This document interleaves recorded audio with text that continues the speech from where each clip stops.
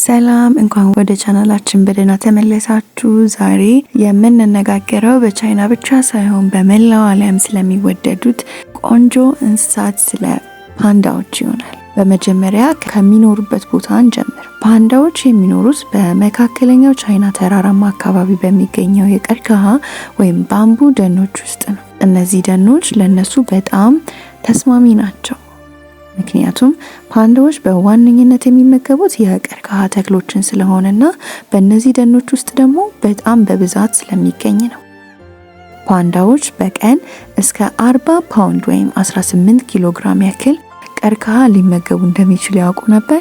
ይህ በጣም ብዙ ምግብ ነው። ፓንዳዎች ብቸኝነት የሚወዱ እንስሳት ሲሆኑ አብዛኛውን ውሏቸው በመመገብና በማረፍ ያሳልፋሉ።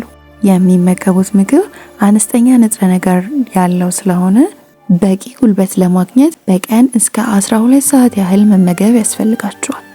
ለዚህ ነው አብዛኛውን ጊዜ ዘና ብለው ፍጹም የተረጋጉና አንዳንድ ጊዜ ደግሞ ትንሽ ሰነፍ ብለው የሚታዩት። ነገር ግን እንዳትታለሉ፣ ሲያስፈልጋቸው በሚያስገርም ሁኔታ ፈጣንና ቅልጥፍና ያላቸው ሊሆኑ ይችላሉ። ፓንዳዎች በጣም ተወዳጅ ከሆኑበት ምክንያቶች አንዱ ተጫዋችና አንዳንድ ጊዜ ደግሞ የማይቀላጠፍ ወይም ክለምዚ ባህሪያቸው ነው። አንዳንድ ፓንዳዎች ከተራራ ላይ ሲንከባለሉ ወይም በኳስ ሲጫወቱ የሚያሳይ ቪዲዮ አይተው ያውቃሉ? ማየትም ፈገግታን ያስጭራል።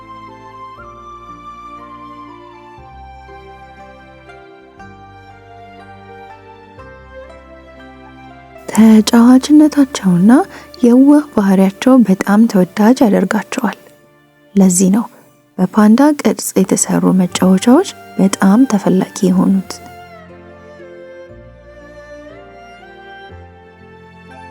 እነዚህ መጫወቻዎች ከነዚህ ተወዳጅ የዋህና ግዙፍ እንስሳት እንዲሁም ነፃ መንፈሳቸውን ያስታውሱናል።